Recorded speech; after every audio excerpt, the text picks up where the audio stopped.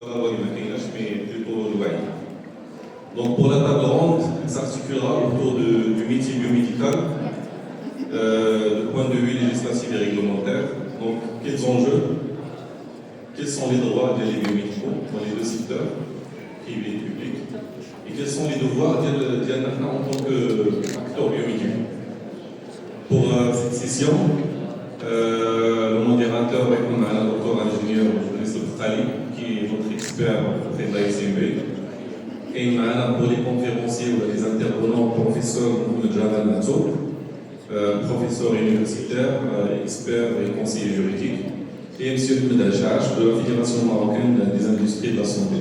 Je vous prie de les applaudir et je les invite à...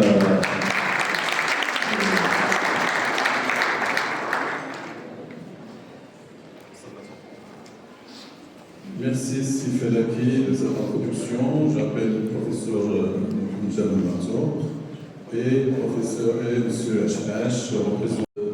Je me présente rapidement. Je suis le professeur de gestion de l'UNSS et représentant de la SLB.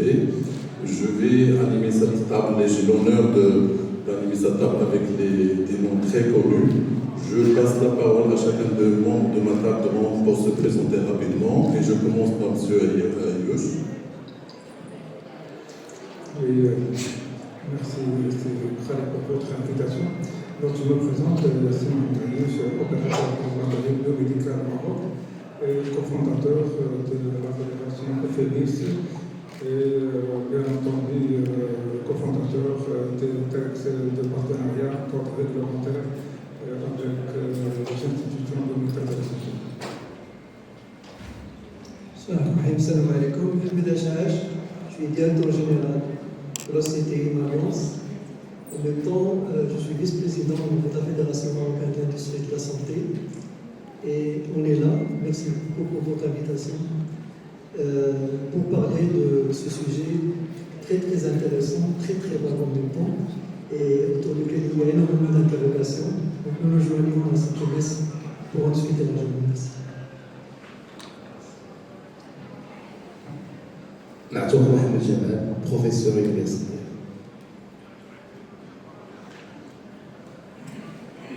Merci de cette présentation. Donc notre table ronde est sur le métier biomédical de point de vue législatif et réglementaire et des questions qui se posent, quels enjeux, quels droits et quels devoirs.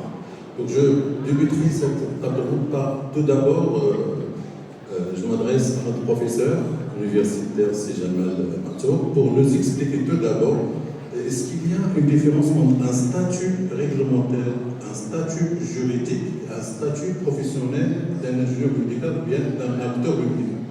Si vous permettez, professeur.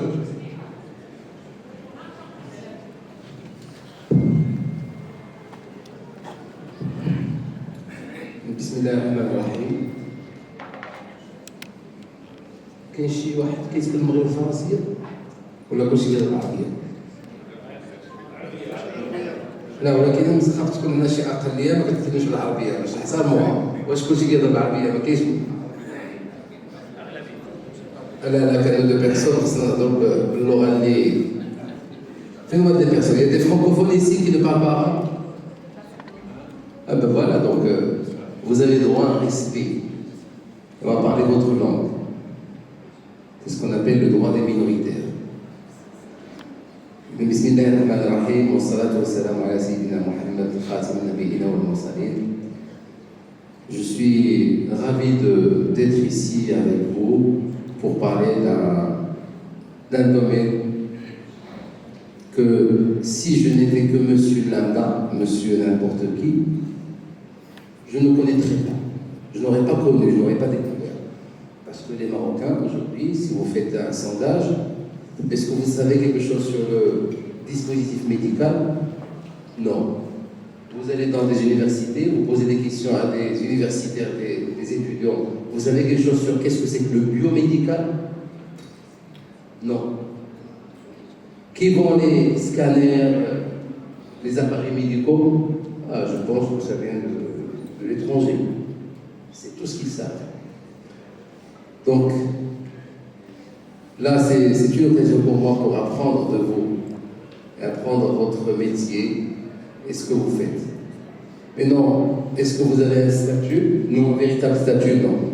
Vous êtes de simple, je parle du biomédicaliste, de celui qui fabrique, qui distribue, qui importe et qui exporte et qui maintient le dispositif médical. Vous êtes un simple commerçant. Vous êtes des commerçants. Juridiquement, vous avez le statut de commerçant. Pourquoi? Parce que vous êtes en train d'exercer une activité d'une façon répétitive et habituelle, conformément à l'article 6 du Code de commerce, qui dit que toute personne qui exerce dans cette liste, l'un ou l'une des activités qui figurent dans cette liste, est considérée comme un commerçant. Et on trouve dans cette liste la vente d'appareils ou la vente de biens meubles. Ce que vous vendez, c'est des biens meubles. Ce que vous vendez, c'est des meubles. C'est des choses, parce que la définition du meuble, c'est pas le fauteuil. La définition du meuble, c'est un bien qu'on peut transporter facilement. Par opposition à la définition de l'immeuble. L'immeuble, monsieur Moul'Imar, l'immeuble. L'immeuble, c'est un bien qu'on ne peut pas transporter facilement. La différence entre le meuble et l'immeuble. Donc, la terre, c'est un immeuble, l'arbre est un immeuble, les maisons, c'est des immeubles, un mur, c'est un immeuble, le fruit pendant dans un arbre qui n'est pas encore cueilli, qui n'est pas tombé, c'est un immeuble. Donc, si on veut le vendre, on le vend dans un régime d'immeuble. Donc, c'est ça. Et il y a des biens immeubles à destination. Ça veut dire des choses qui sont au début des meubles qu'on peut transporter facilement, mais qui sont destinés à devenir immeubles par destination. Ce sont l'évier, le lavabo, des choses qu'on fixe. Par exemple, ce bois qui est sur le mur, il était un meuble avant. Maintenant, c'est un immeuble. Il est fixé, on ne peut pas le transporter. Donc, vous vendez du matériel, du dispositif médical, c'est des meubles. Est-ce que ce matériel a une carte grise? Non. Il a une fiche technique, il a une note, une notice, un dépliant, un catalogue, un carnet, mais des informations techniques sur cette chose. Mais est-ce que, par exemple, les appareils qui atteignent un certain niveau dans la valeur, dans le prix, sont régis de la même manière, par exemple, à l'instar des voitures? Ils ont une carte grise, ils ont un service spécial pour ça. Et pourtant, il s'agit de la santé. C'est quelque chose de très très important, très sensible. C'est la vie humaine dont il est question dans la vente de ces biens. Et pourtant, on ne donne pas toute cette importance à ce dispositif médical et on le considère comme étant un bien meuble, une machine, un appareil, comme on vend un séchoir, comme on vend une douche, comme on vend la même chose. Donc, s'il y a quelque chose sur lequel il faut travailler, peut-être, c'est avoir le statut du professionnel avec un régime juridique ad hoc, c'est-à-dire spécial, qui régit ce métier, qui protège ces métiers et qui met aussi en valeur l'importance de ce métier. C'est-à-dire vous élevez un peu du rang du simple commerçant. Merci, professeur. Je rebondis sur une autre question que vous venez de dire. C'est un simple commerçant. Donc là, je pense, vous pensez les auteurs, les opérateurs économiques marocains de société. Que pensez-vous pour les acteurs biomédicaux dans les établissements de santé publics et dans les cliniques privées? Merci. Pour cela, ça dépend du cadre juridique qu'ils ont. S'ils sont recrutés par l'établissement public, c'est des fonctionnaires publics. Et ils n'ont pas le droit d'être des commerçants. C'est incompatible avec la qualité de commerçant. Mais le commerçant, c'est celui, comme j'ai dit tout à l'heure, qui vend, qui distribue, et pas celui qui entretient au sein de l'établissement hospitalier. Alors ce sont en l'occurrence, vous êtes les fournisseurs, vous êtes le pourvoyeur du dispositif médical, et l'hôpital est un consommateur, est un client, c'est votre client. Les cliniques, ce sont vos clients. Donc l'ingénieur ou le technicien qui sont dans les établissements hospitaliers prennent le relais après vous. Parce que lorsque vous remettez le dispositif médical, ils sont censés avoir un peu la même formation que vous, la même initiation, le même savoir, si ce n'est plus. Parce que vous devez maîtriser le produit, sa description, ses points forts, ses points faibles, mais lui, il doit mettre en œuvre cet appareil. Et c'est là où il y a un double régime de responsabilité, entre la responsabilité de celui qui vend, celui qui fournit, celui qui fabrique, celui qui importe ou celui qui exporte, et celui qui fait travailler la machine. Et d'ailleurs, parfois, on a du mal à dissocier, à établir les frontières entre le dommage que cet appareil a causé. On ne sait pas quelle est la cause de ce dommage. Est-ce que c'est une mauvaise manutention? J'ai mal utilisé la machine, j'ai mal traité la machine. Elle a réagi en colère contre le patient. Elle a produit un préjudice. Ou alors, non, c'est pas mon intervention qui a fait que le dommage a eu lieu, mais c'est un vice de structure à l'intérieur de la machine, c'est-à-dire que je dois revenir vers mon fournisseur. Alors cette frontière, parfois, il est très difficile de l'établir. Alors qui est capable d'établir que le mal qu'il y a eu, le dommage qu'il y a eu, est-ce que c'est à cause du comportement de la personne qui est en charge de la machine, ou c'est à cause d'un vice de structure ou un vice de fonctionnement inhérent à la fabrication de la chose? C'est vous, les experts. Parce que quand le tribunal doit trancher, je vous donne un exemple. Je peux m'étaler sur l'exemple, monsieur le président, monsieur le modérateur. On a une personne qui devait faire un scanner. Alors, c'était un cas d'urgence. Il fallait, pour pouvoir faire le bon diagnostic, on a c'est vrai des doutes, mais il nous faut cet outil pour faire un diagnostic clair. Eh bien, on a voulu lui faire passer un scanner ou une IRM et l'appareil a bloqué. Ça nous a pris peut-être 2 heures, 3 heures. La personne est morte. Alors, est-ce que moi, je n'ai pas su faire marcher cet appareil, ou l'appareil est défectueux parce qu'il y a un problème dans la construction? Bien sûr, moi, technicien ou ingénieur de l'hôpital, je vais dire, ah non, ça me dépasse. Moi, j'ai l'habitude de travailler avec cette machine, j'ai respecté tout le protocole, ça bloque, ça ne marche pas. On a appelé les techniciens, on a appelé les autres hôpitaux pour leur dire qu'est-ce qui se passe chez vous, comment ça se passe, est-ce que vous avez le même protocole, est-ce que vous avez la même machine, même référence, même critique, même critères techniques, etc. Oui, alors qu'est-ce qui se passe quand vous avez un problème? Ah, on n'a jamais vu tout ça. Alors, l'ingénieur ou le technicien vous dit, alors moi, j'ai agi comme aurait agi n'importe quel bon ingénieur ou bon technicien. Le meilleur technicien au monde aurait fait la même chose que moi.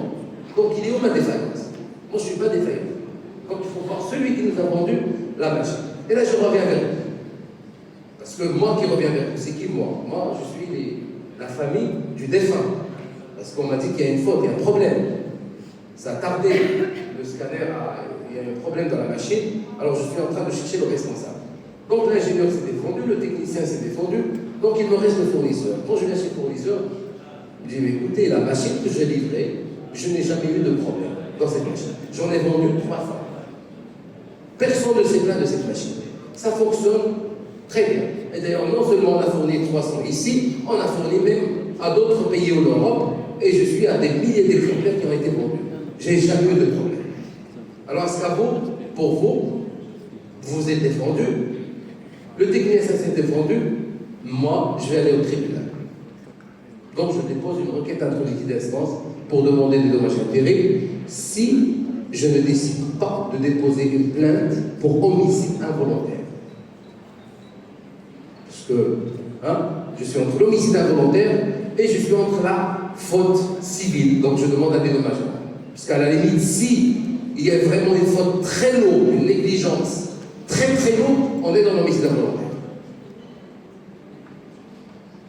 Et s'il n'y a pas de faute lourde, il y a simple mauvaise manutention ou un petit problème, une surprise dans la machine, on ne s'y attendait pas, ça peut être une simple action civile.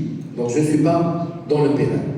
Et donc forcément, quand je vais chez le juge ne saura pas trancher.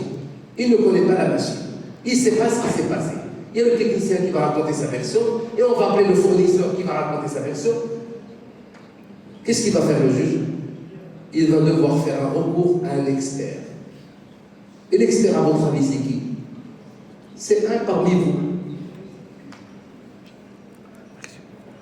C'est quelqu'un qui maîtrise la biomédecine. Donc, un ingénieur, un docteur ou un titulaire de PhD dans la matière et qui a fait ses preuves. Et il va devoir donc voir la machine, examiner la machine, revoir le protocole qui a été fait, comment on a fait, qu'est-ce qu'on n'a pas fait, et on va poser la question suivante pour dire qui est responsable. Est-ce que le technicien ou l'ingénieur sont responsables? La question qu'on pose, la question magique qu'on pose, c'est le meilleur ingénieur au monde ou le meilleur technicien au monde, dans les mêmes circonstances, dans les mêmes conditions, dans la même machine, est-ce qu'il aurait fait ce protocole? Quand la réponse est oui, on dit l'ingénieur et le technicien n'ont pas commis de faute. Quand la réponse est non, le protocole était différent, on n'a pas respecté. Il devait faire ceci, faire cela, et action 1 devait passer en deuxième lieu, passer en deuxième action, et la deuxième action devait être première action. Ah, donc il y a eu une faute, et le problème est réglé. Mais si je trouve qu'il n'y a pas de faute, je vais voir encore la fabrication. Et la fabrication, il me faut quelqu'un aussi qui maîtrise le processus, le fonctionnement, la fabrication pour me dire il y a un problème dans la matrice de la machine. Cette matrice ne peut pas faire plus que 5000 opérations. Elle est à 7500. C'est normal qu'elle doit rendre les clés. Donc c'est un problème de maintenance, c'est un problème de longévité, c'est un problème de vie de cet appareil qui n'est pas conçu pour faire plus que 5000. Alors est-ce que cette opération de 5000, le nombre de 5000, est-ce que c'est une information qui était disponible, a été livrée, donnée et communiquée à l'ingénieur, au client? Ah, nous n'avons rien dit. Donc là, je reviendrai encore vers une responsabilité civile pour défaut de communication. Je n'ai pas suffisamment communiqué, je n'ai pas donné des informations substantielles au client. Merci, professeur Mathieu. C'est vraiment, vous avez touché au doigt des points très sensibles. Et lorsque vous avez parlé de dommages causés, la mort d'un patient, là, on commence à... Vous avez passé de la vitesse supérieure, ça fait chaud. Vous avez parlé aussi des responsabilités biomédicales là-dedans. Moi, je peux parler de mes responsabilités en tant qu'ingénieur biomédical pendant 24 ans, mais je cède la parole aux acteurs tout d'abord, parce que vous n'avez pas commencé par les sociétés, les acteurs, et après on va voir ce qui se passe à l'intérieur des établissements de santé. Donc pour cela, je donne la parole à l'un des acteurs économiques de notre pays, pour parler de ses responsabilités, comment lui il voit ses responsabilités et comment il va faire face dans le cas où il y a dommage causé ou bien la mort d'un faute de. À vous la parole, monsieur. Merci beaucoup. Bon, avant d'entamer tous ces aspects qui sont liés aux actes de la responsabilité médicale, je pense qu'il faut quand même... C'est différent, on est dans le monde médical, la médecine est basée sur des preuves, evidence-based medicine, et à partir de là, n'importe quelle décision médicale, elle est basée sur un résultat analytique au niveau d'un diagnostic de thérapie. Donc il a besoin d'un équipement performant qui va lui donner ce résultat pour qu'il puisse faire son travail. Le médecin ne peut faire son travail qu'à partir du moment où il a de bonnes informations qui arrivent avec ce résultat diagnostique et une bonne thérapie qui va lui effectuer avec des appareils thérapeutiques. Ça, c'est de l'un. De deux, bien sûr, le biomédical n'est pas l'utilisateur. Donc, au moment où on fait un scanner, c'est le technicien, le manipulateur, qui est en train d'effectuer un examen qui a été demandé par une ordonnance médicale, par un médecin, dans des conditions spécifiques, et arrive le rôle du biomédical, simplement, qui devait assurer que ce matériel qui est disponible pour le manipulateur et pour le médecin soit un matériel de qualité, c'est-à-dire qu'il puisse effectuer sa mission avec un matériel fiable, un matériel qui est bien maintenu et un matériel qui est à 100%. Donc le rôle du biomédical aujourd'hui est d'abord de garantir la qualité du matériel. À travers quoi? À travers la maintenance, à travers une veille technologique, c'est-à-dire il sait toujours c'est quoi ce matériel, il sert à quoi, c'est quoi les limites d'utilisation, ce que je peux faire, ce que je ne peux pas faire avec ce matériel, etc. C'est quoi les règles de maintenance préventive, maintenance curative, est-ce qu'elles sont appliquées, pas appliquées, etc. Et bien sûr, la veille réglementaire, c'est ce qui nous ramène à cette discussion. C'est quoi les lois qui aujourd'hui régissent mon travail? C'est quoi la réglementation qui régit mon travail pour que je puisse être conforme ou pas conforme à cette réglementation et aussi aviser mon établissement dans lequel je travaille de la conformité ou non-conformité de mes actes par rapport à n'importe quelle situation. Donc, je pense, une fois situé le rôle du biomédical dans l'équation, il est important de souligner qu'il y a eu beaucoup de progrès dans les dernières années pour faire en sorte que chaque fois qu'on va fournir un matériel biomédical, bien sûr tout le monde parlera de scanner. Scanner, c'est toujours la vitrine, c'est la première victime. Et justement, on en échangeait pas mal parce que quand on va dans la presse, etc., c'est toujours le scanner, on n'arrête pas de scanner. Mais bien sûr, l'hôpital n'est pas fait que de scanner, il est fait de plusieurs équipements et chacun est aussi critique et vital comme le scanner quand on est en train de fournir en ce moment. Mais ce qui est aussi important, c'est de souligner qu'il y a un arsenal, il y a des textes, il y a aussi des réglementations, il y a aussi des dispositifs qui assurent une certaine conformité par rapport à des normes. Il y a des notices d'utilisation des fabricants, il y a des guides, il y a les bonnes pratiques. Donc il y a tout un arsenal de textes aujourd'hui, juridiques, de textes référentiels, qui font en sorte que moi, en tant que biomédical, je suis un peu perdu dans tous ces textes-là. Et ce qu'on devrait aujourd'hui définir, c'est qu'est-ce que je dois faire par obligation de loi, d'accord? C'est le plus important. Et qu'est-ce que je dois faire par recommandation du fournisseur, deuxième degré d'importance, et ce que je dois faire pour faire en sorte que ma mission d'assurer une qualité, une disponibilité et assurer un appareil à 100% soit faite dans les meilleures conditions et au meilleur budget possible. Je pense que c'est de ça qu'il s'agit. Merci, M. Chahaj. Je passe la parole à M. Aliouche. Oui, tout à fait. Je vais pas répéter ce qui a été dit par Telmator et Al-Message. Par rapport à la maintenance des équipements biomédicaux, on peut considérer, déjà pour la définition, que la maintenance ne se limite pas uniquement au bon fonctionnement du système. C'est déjà une très grande étape, mais par la suite aussi, il y a la contribution biomédicale de la maintenance dans la qualification de prestation. Donc aujourd'hui, il y a une définition de responsabilité aussi du fabricant, de son distributeur et de l'établissement public conjointement avec le biomédical. Donc ce sont trois étapes. La première, c'est au niveau du fabricant, au moment de la conception et de la fabrication du système, il y a eu ce qu'on appelle des exigences pour avoir la certification, ce que nous qualifions comme certification marque HCE, FBI, etc. Donc aujourd'hui, c'est déjà une réglementation qui est en passage à une nouvelle réglementation, donc on parle de NDR et de BTR. Et de par les obligations du fabricant, c'est la transmission à son distributeur ou à son représentant de toute note d'information d'ordre modificatif ou information complémentaire et ce qui rentre dans le cadre de la matériologie. Cela, il est conjointement co-responsabilisé par le fabricant, par le distributeur et par l'agence de réglementation sur place pour informer l'utilisateur. Le distributeur, il contribue à la transmission de la chaîne réglementaire des engagements des fabricants pour que soit retransmis à son niveau à l'utilisateur qui est composé de par le management de l'établissement de santé, non seulement hospitalier public, mais aussi privé, parce que pour cette partie de la maintenance biomédicale, il concerne toutes les prestations fournies par les établissements publics et privés, étant donné que le patient a les mêmes droits des soins.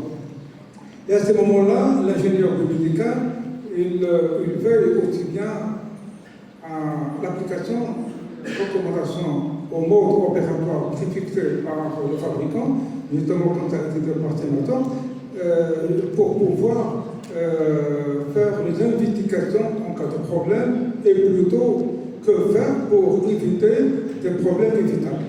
Donc à ce moment-là, il y a des textes réglementaires qui existent pour instaurer la maintenance des équipements biomédicaux, pour lesquels, même avec la prédisposition de l'établissement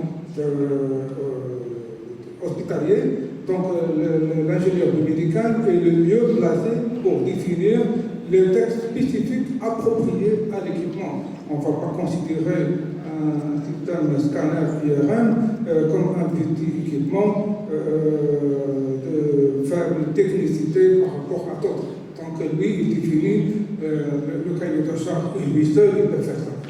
Donc il y a des textes réglementaires qui existent. Il y a des parties qui sont en parfaite application, il y a des parties qui seraient en amélioration à mettre en place. Merci Seriouche, merci pour ces points centrés. Vous avez touché les points importants des responsabilisateurs. Moi, je vais citer quelques points, mais en adressant parallèlement des questions à M. Martot. Et là, j'ai vraiment, en tant qu'ingénieur médical, j'aimerais bien que ce soutien de professeur Martot. Moi, en tant qu'ingénieur médical, je suis censé de signer. Je signe la livraison, je signe la réception, je signe les PV. Je suis désigné membre de commission, je suis désigné membre président de commission, ainsi de suite, dans les marchés publics qui sont gérés par un code au marché public. Je dois signer aussi des CPS, qui sont des cahiers prescriptions spéciales des appareils. Je dois aussi juger la conformité. Est-ce que c'est conforme? Est-ce que c'est pas conforme? Ce jugement il est lourd parce que je fais écarter d'autres acteurs pour des motifs. Est-ce que j'ai une assiette juridique pour que je peux faire ça? Est-ce que j'ai un pouvoir de loi ou bien de statut juridique pour que je peux faire ça? Pour faire quoi? Pour que je tranche, je fais des décisions, j'élimine, je fais de la conformité. Tout ça, c'est la responsabilité d'un ingénieur médical à l'intérieur d'un établissement de santé. Est-ce que lui, il a une assiette juridique pour le faire? Alors on oublie que vous êtes ingénieur en biomédecine. Vous êtes fonctionnaire. Quand vous êtes dans un établissement hospitalier, vous êtes fonctionnaire. Donc vous êtes régi par le statut de la fonction publique de 1958. Maintenant, on vous donne, vous êtes fonctionnaire, oui, mais en votre qualité d'ingénieur biomédical. Et donc, biomédical, ça veut dire que vous avez des attributions concernant l'acquisition du matériel. Peut-être le choix du matériel et la réception du matériel, et vous avez la responsabilité de la maintenance au sein de l'établissement hospitalier du matériel, pour qu'il soit toujours opérationnel. Et même d'ailleurs, si vous manquez à cette obligation de maintenance, vous engagez votre responsabilité si jamais il y a dommage. Parce que le fournisseur qui vous a vendu, sa responsabilité ne peut être engagée que lorsque vous êtes incapable de régler le problème. Vous l'avez diagnostiqué et ça ne relève pas de vous, ça vous dépasse et vous appelez votre fournisseur. Dans le cadre de la garantie ou de l'accompagnement ou de la maintenance. Mais si c'est dans vos attributions, vous pouvez régler. Vous ne l'avez pas fait, votre responsabilité est engagée. Et là, ça dépend. Est-ce qu'on est dans la responsabilité civile ou dans la responsabilité pénale? Si on est dans le pénal, c'est votre responsabilité personnelle qui est engagée. Personnelle. Donc s'il y a quelqu'un qui va en prison, c'est vous. S'il y a quelqu'un qui va écoper 3 mois ou 6 mois d'emprisonnement avec sursis, c'est quelqu'un qui paye une amende, c'est vous. Personnellement.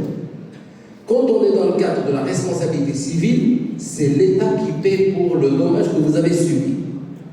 Mais si vous avez commis une faute lourde dans l'exercice de vos fonctions, l'État paye, mais il peut exercer une action récursoire contre vous pour vous lui restituer ce qu'il a payé, ce que l'État a payé. Mais si vous avez agi selon le protocole et vous avez quand même causé un dommage, c'est l'État qui paye. Vous n'êtes pas responsable. Parce que vous avez agi comme il se devait faire. Mais si vous avez commis une faute, vous avez un protocole, voilà comment faire. Mais vous ne l'avez pas respecté, là vous avez commis une faute. Mais selon l'article 85 et l'article 86 du DOC, du droit des obligations et des contrats, on dit que l'État est responsable du dommage causé par ses fonctionnaires dans l'exercice de leurs fonctions s'il est établi que leur faute est liée directement au dommage. Donc c'est l'État qui paie. Donc ce que vous devez observer, c'est le protocole de comportement. Comment je devais agir, comment je dois faire fonctionner cette machine. Et je dois me conformer à ça. Et au moins, si un jour vous décidez de sortir du protocole, assurez-vous qu'il n'y a pas de traçabilité. S'il y a une trace, vous avez agi hors protocole, vous êtes cuit. Merci, professeur, mais je reprends le mot protocole. Comme vous avez dit avant, les attributions de ce fonctionnaire dans l'établissement de santé, étant ingénieur médical, normalement, est-ce que parler de protocole, parler d'attribution, dois-je, l'ingénieur médical, avoir déjà ça comme annexe du contrat? Il faut que ça soit formalisé. Mais bien sûr, parce que si je vais agir selon mon gré, mon cher fournisseur va dire, mais ça va pas, où est-ce que vous avez été, dans quelle école vous avez été? Et voilà ce qu'on doit faire. Et monsieur, c'est vous qui avez accroché cette machine. Dites-moi comment faire travailler cette machine correctement. Parce que si je fais les choses correctement et que ça ne marche pas, c'est votre problème. Si je ne fais pas correctement et que ça ne marche pas, c'est mon problème. Parce que je n'ai pas respecté les consignes du concepteur, de celui qui a conçu la machine. Donc, mais un autre problème se pose entre celui qui a fabriqué, celui qui a distribué, celui qui fait fonctionner. Quand est-ce qu'il y a la responsabilité, par exemple, de celui qui distribue? Vous ne pouvez pas attraper celui qui distribue, sauf sur un problème de communication. Parce que lui, il n'a pas fabriqué. Donc s'il y a une défectuosité dans la machine, ce n'est pas mon problème. C'est le problème du fabricant. Mais est-ce que vos clients, vous connaissez le fabricant? Vous en foutez du fabricant. C'est moi votre interlocuteur. Donc vous m'attaquez en justice. Et moi, j'exerce une action récursoire contre le fabricant, à condition d'établir que c'est un vice de structure. C'est-à-dire la structure de la machine était défaillante. Par contre, ma responsabilité est définitivement engagée et personnellement engagée en tant que distributeur, c'est lorsque j'ai mal communiqué à mon client final. Parce que là, j'ai l'obligation de communication. Je dois tout vous donner, tout vous dire comment faire fonctionner. Et si un protocole écrit, tant mieux pour moi, fournisseur, parce que ça dégagerait ma responsabilité, parce que je vais vous dire. Et d'ailleurs, celui qui fabrique, je ne sais pas si on a des fabricants ici. Il y a des fabricants? Non? On fabrique pas? On a l'intention de fabriquer un jour? Il y a des espoirs qu'on fabrique. On va le faire. Il y a un pourcentage de 10 à 15% de fabrication locale. Excellent. Alors, moi je conseille aux fabricants de travailler aussi sur l'historique de l'action qui a été entreprise dans la machine. Toute action doit être enregistrée. Je me suis dit,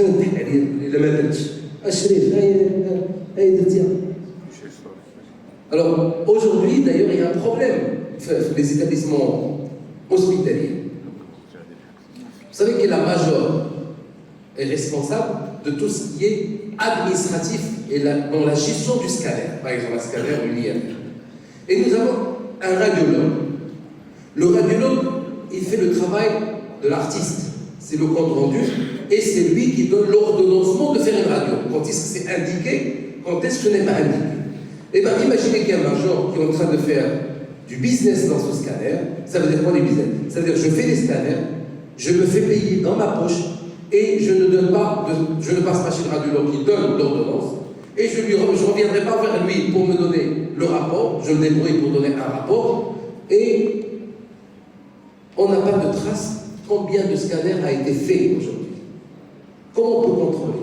D'ailleurs, la Cour des comptes aujourd'hui a des problèmes en ce qui concerne les échos, mais il n'a pas de problème dans les scanners. Le scanner, il retrouve la trace. Il dit tant d'actes a été fait sur cette machine. Mais dans d'autres machines, non, ils ne peuvent pas savoir. Et moi, je demande aux fabricants d'historiser, d'avoir la traçabilité de tout acte qui a été fait par cette machine. Depuis le on, tout doit être répertorié. C'est comme ça que je peux me protéger ma responsabilité, moi, fabricant. Parce que bien sûr, le manutentionnaire ou celui qui fait l'entretien ou la maintenance ou qui fait travailler cette machine, il va toujours vouloir dégager sa responsabilité et dire c'est un problème de machine. Alors c'est à moi de prouver que ce qu'il a fait n'était pas correct. Et comment je peux le prouver? Par l'histoire de tout ce qui a été fait dans cette machine et par cette machine. Merci professeur. Moi je reprends, et je suis content de l'évolution de l'ingénieur médical. On a commencé par un fonctionnaire, maintenant on parle qu'il doit respecter un protocole, que ce protocole doit être normalisé. Ça, j'aime bien ça de souligner, ce protocole doit être normalisé. Est-ce que vous pensez que l'acteur biomédical dans les deux secteurs, lorsqu'on dit l'acteur biomédical, c'est privé et public, il peut contribuer à la rédaction de ce protocole pour être formalisé et pour être validé par l'organe de tutelle? Alors, bien sûr, quand on fabrique une machine, on sait pourquoi cette machine a été fabriquée. Et on établit bien sûr un protocole de fonctionnement de cette machine. Mais non, avec le cerveau marocain, parfois on fait faire à une machine même des choses qui n'ont pas été conçues par le fabricant. Par la combinaison de quelques actions, on réussit à faire des choses. Alors, ça, ce n'est pas protégé par la loi. Si tu engages une responsabilité dans cet acte, vous êtes responsable. Donc, c'est pour cela que celui qui doit arrêter le protocole de fonctionnement de la machine, c'est le fabricant. Je reviens vers le fabricant. Parce que si le protocole est fait par le fabricant, ça me protège, moi, ingénieur, qui fait marcher cette machine. Parce que moi, j'ai une ligne de conduite que je dois respecter. Et je sais que si je dérape, j'expose ma responsabilité. Mais si je m'y conforme, je n'engage pas ma responsabilité si jamais il y a un problème. Et cela, bien sûr, c'est sur consigne du fabricant à vous dire, écoutez, voilà le protocole. Agissez dans ce protocole, je suis responsable. Sortez du protocole, vous assumez votre responsabilité. Donc c'est le fabricant qui doit faire le protocole, arrêter le protocole de fonctionnement de la machine. Merci. Je passe la parole à M. H. J'adore, je commence à... La discussion commence à prendre forme maintenant. Alors, bon, un ingénieur biomédical dans un établissement, il est responsable de quoi? Il est responsable des techniciens biomédicaux qui bossent avec lui. Et il est responsable de dire que cette machine est valable. Et d'arrêter la machine quand elle n'est pas valable. Donc c'est sa signature qui est engagée. Exemple très simple, un scanner, il est en arrêt, il est en panne.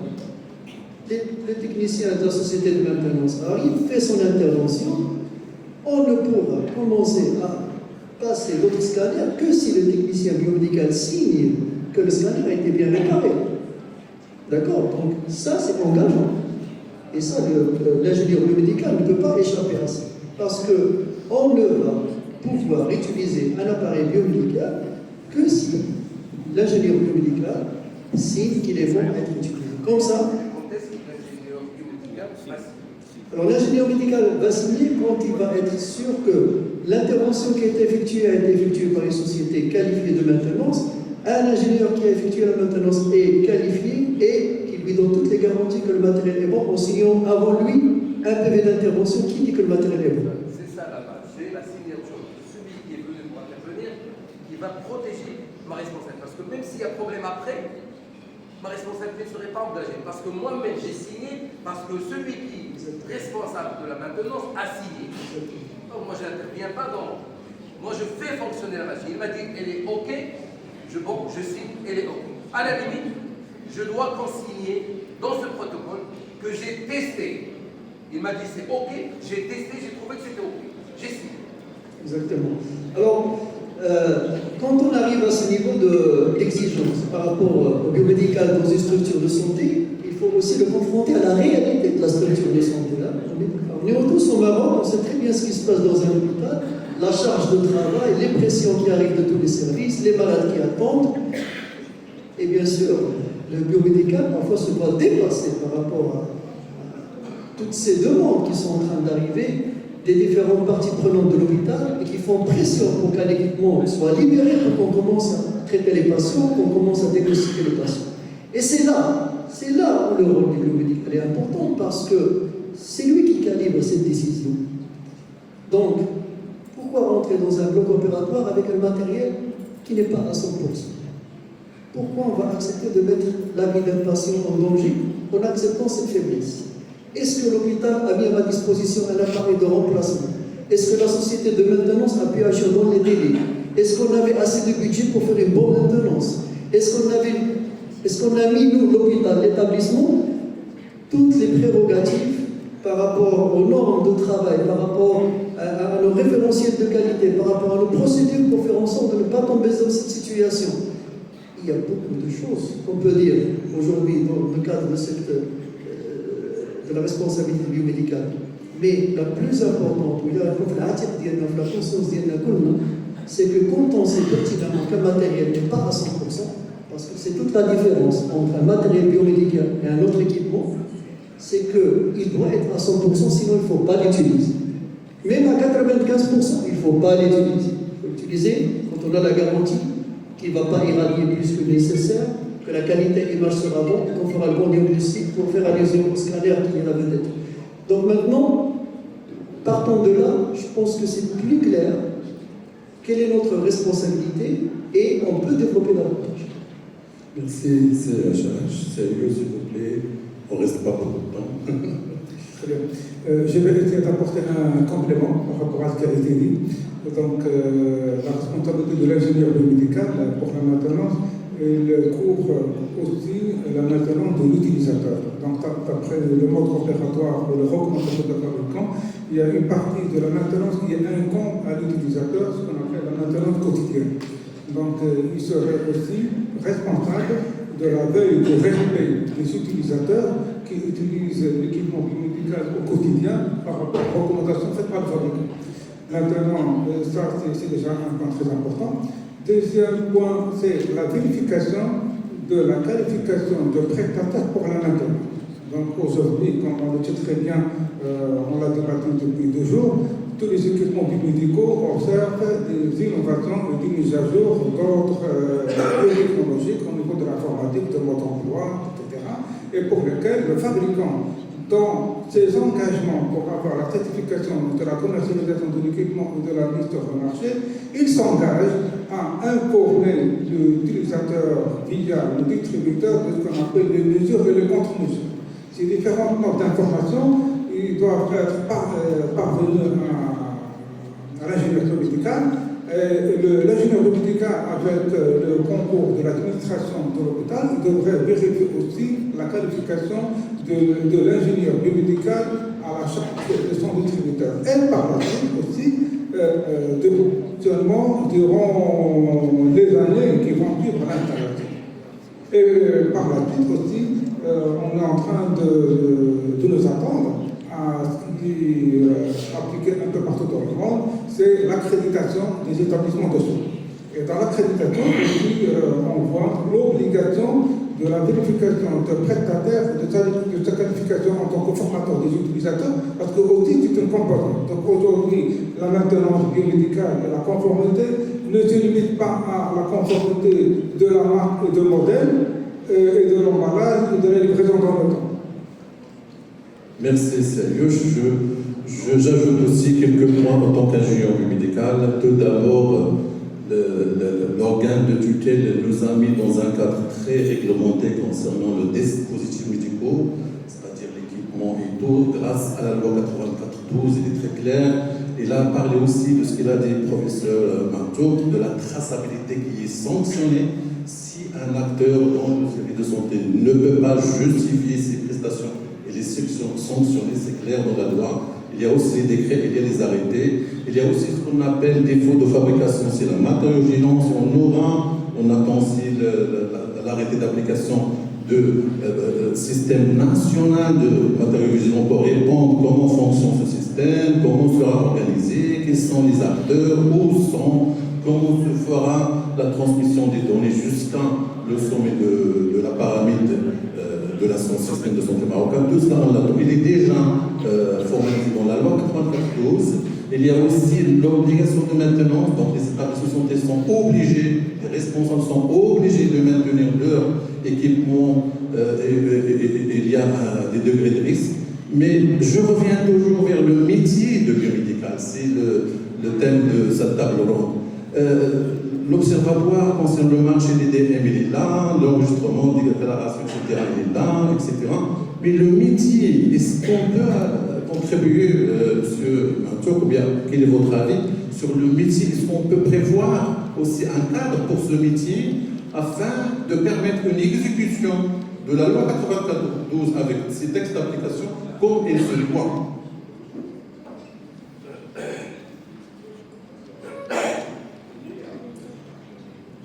Je pense que personne ne vous connaît.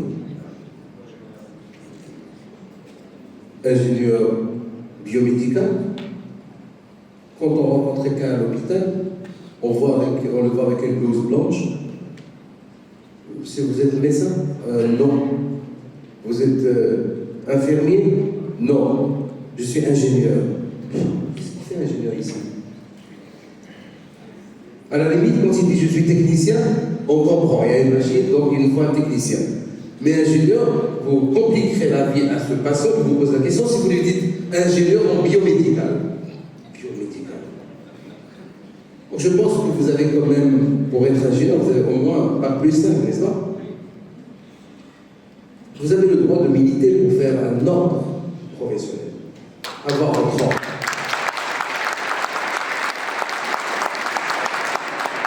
Vous n'êtes pas moins que les médecins, ni les pharmaciens, ni les dentistes. Et pourtant, ils sont des hommes, ils ont des interlocuteurs avec le gouvernement, ça discute. Vous, je ne vois en route des commerçants. Vous savez, le pharmacien exerce une activité commerciale. Il fait du commerce, il a un fonds de commerce. Et on n'a jamais osé le traiter de commerçant dans aucun texte de loi. Parce qu'on a du respect pour le pharmacien. هو تاجر ويبيع ويشتري في منتوج اللي صنع شركه تجاريه وما تقدروش نقولوا له في القانون انت تاجر tu es un commerçant. Et on n'ose pas parler du fonds de commerce qui est sa pharmacie. Le fonds de commerce, il n'est pas enregistrable dans le registre de commerce parce que ce n'est pas une véritable activité. Et si vous l'aurez le métier de le pharmacien. Eh ben, il faut que vous sortiez vous aussi de ce gouffre qui est le commerçant. بحال اللي كيشري ثوب، بحال اللي كيشري عطريه، بحال اللي كيشري بياس ديال الطوموبيلات، بحال لا راه ماشي بحال راكم قريتوا وعندكم مسؤوليه ثقيله. ماشي le matériel sur lequel vous travaillez est d'une sensibilité extrême. Il n'y a pas plus sensible, plus important que la vie. Vous touchez au quotidien à la vie humaine. Mais le scalpel, le stéthoscope, le scanner, c'est l'IRM, pour parler de la vedette qui est le scanner. Ouais. Donc il faut vous régir en un ordre professionnel. Un ordre. 2. Cessez de subir. Est-ce que vous savez que vous êtes traité de corrompu?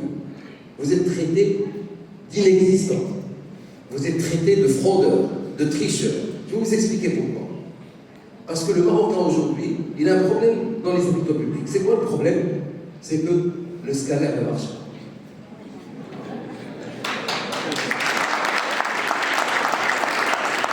Et si le scanner ne marche pas, c'est qui est le responsable? Vous vendez n'importe quoi. Il ne pensera jamais que l'ingénieur ou le technicien ou non. هم عارفين بانه كاين شويه ديال شي حاجه ماشي هذيك quelque chose qui va pas في لوبيتال ولكن حتى نتوما باسكو بغيتو نتوما تبيعوا الكاملوت انتوما راكم كتبيعوا لنا n'importe quoi. فهمتوا؟ علاش؟ باسكو ما كنعرفوكمش، ما كنعرفوا شنو طريتو، ما كنعرفوا شنو هو الجسم ديالكم، فين كتشتغلوا، شنو هي الاهميه ديالكم، واش عاد بديتوا، واش اي واحد يقول له يبيع هذا الماتيريال، واش يخبطوا بيع بحال اللي كنبيع لكم انتم. Là, ils ne savent pas qu'il faut une déclaration, ils ne savent pas qu'il faut un enregistrement, ils ne savent pas qu'il y a un protocole. Est-ce que vous savez que vous êtes exposé à une amende qui va de 100 000 à 500 000 dirhams uniquement si vous n'informez pas l'administration d'un changement dans la machine par rapport à la formule initiale. Un petit changement. Donc, c'est très sérieux. Donc, ne subissez pas. Faites-vous montrer.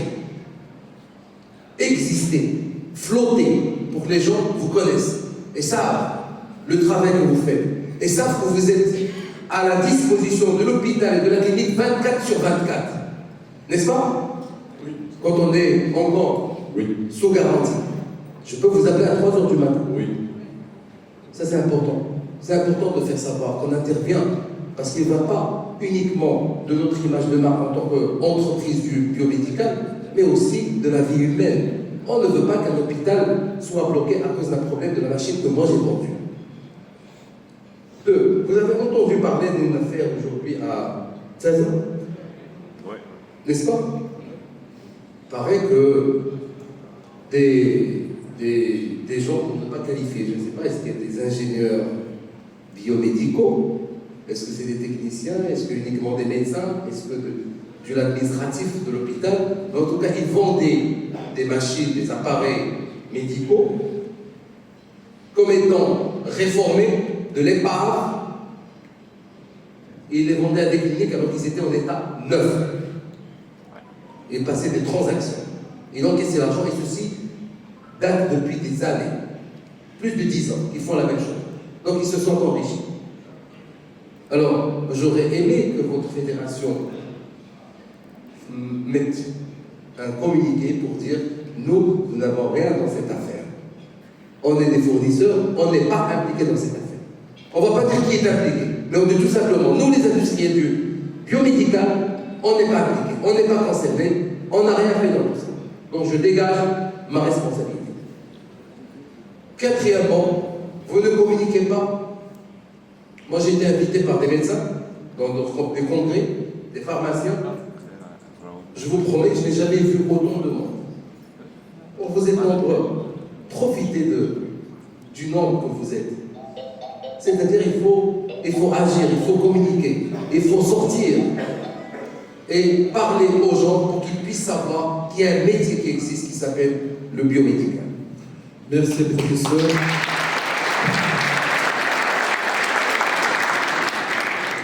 Merci, professeur Mantour. Merci, monsieur HH, monsieur Yuge. Malheureusement, le temps il est limité. On réserve un peu de temps pour des questions de l'auditoire. J'ajoute uniquement que ce qu'il a dit, monsieur Mantour, concernant les sanctions. Alors, je vous donne un exemple. Il y a 25 ans, j'étais dans une autre vie, dans les assurances. Et je devais indemniser une victime d'un accident de circulation. Or, cette victime, c'était un piéton. Elle a été renversée par une voiture et qui a causé bien sûr des blessures.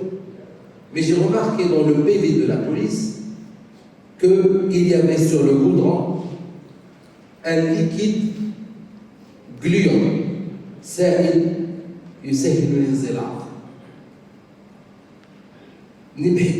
Quand j'ai approfondi la recherche, ce liquide, c'est ce qui coule de la citerne du camion des ordures quand il passe par cette chaussée. Et donc, j'ai dû indemniser la victime parce que mon automobiliste qui a assuré chez moi a causé un préjudice et j'ai exercé une action récursoire contre la commune. Parce que le camion ne devait pas laisser derrière lui ce liquide qui a causé la glissade, laquelle glissade a causé l'accident. Donc c'est un raisonnement. Et bien c'est la même chose pour les ingénieurs, pour les techniciens, pour les machines. Donc, Quand vous me posez, monsieur l'ingénieur, la question, je suis dans l'hôpital public et il y a une machine, il y a un problème, est-ce que j'ai le droit de décider d'arrêter la machine? Oui, quand vous avez la preuve. Parce qu'il faut penser à votre responsabilité. Arrêtez la machine. Mais quand vous ne pouvez pas prouver que vous avez un fondement de cette décision qui est arrêter la machine, votre responsabilité serait engagée chaque fois qu'on a manqué de faire un scanner à une personne. Ou non seulement on n'a pas fait un scanner, mais juste parce qu'il n'a pas pu faire, il n'a pas eu la chance de faire un scanner. Parce que monsieur l'ingénieur a prétendu que la machine devait être arrêtée. Il faut avoir la preuve. Pour vous protéger, si vous ne le faites pas, si vous le faites sans preuve, vous engagez votre responsabilité si jamais il y a un problème. S'il n'y a pas de problème, personne ne vous dira quoi que ce soit. Mais s'il y a un problème, on va certainement se poser la question, qui a décidé d'arrêter la machine? Et sur quoi vous êtes passé pour arrêter la machine? Bien sûr. Alors, maintenant vous me dites, ça prend 3 mois pour que la procédure... Faites l'écrit pour dégager votre responsabilité. Que ça prenne 1 an, ça ne vous regarde plus. Mais attention, comme j'ai dit tout à l'heure, on raisonne. Parfois, on peut vous en vouloir parce que vous n'avez pas été suffisamment virulent dans la demande et dans la relance et dans le suivi de ce que vous avez demandé. Parce que monsieur, vous êtes comporté comme un comportement normal, comme si c'était froid. Alors que nous avons un flux important de personnes qui devaient venir, vous savez que c'était une saison de pointe, beaucoup de demandes, beaucoup de sollicitudes, et vous vous êtes contenté de faire une petite demande comme si on était dans les extraits d'actes de naissance ou dans les attestations de certificats de résidence. Monsieur, il s'agit de la vie humaine. Et vous savez très bien, vous avez d'expérience, que pendant cette période, on fait tant de scanners. Et la population, on a tant de population. Et ceci, et je suis en train d'aggraver la situation. Et je vous dis que ce que vous avez fait n'était pas suffisamment important pour alerter vos responsables pour qu'ils sachent que c'était extrêmement important. Et là, on qualifie ça de manque de diligence ou négligence. Et dans la négligence, il y a la négligence, il y a la négligence lourde, il y a la faute inexcusable, la faute lourde. Et pour vous donner juste la définition, et je donne la parole à monsieur le modérateur, le législateur, dans l'article 88 du DOC, définit la faute comme... Est-ce qu'il y a quelqu'un qui peut me définir la faute? Logiquement, comment vous pouvez définir la faute? Non, ou al-khata.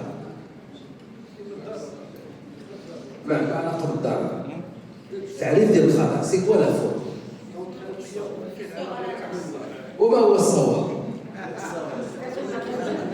Alors le législateur a fait un effort de définir la faute.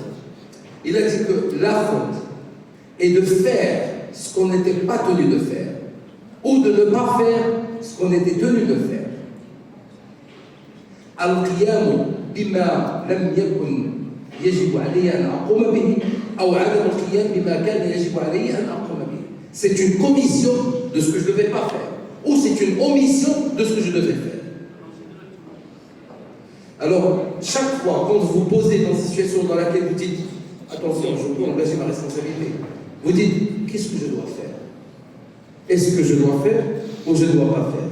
Et comment je dois faire? Et quand est-ce que je dois faire ?»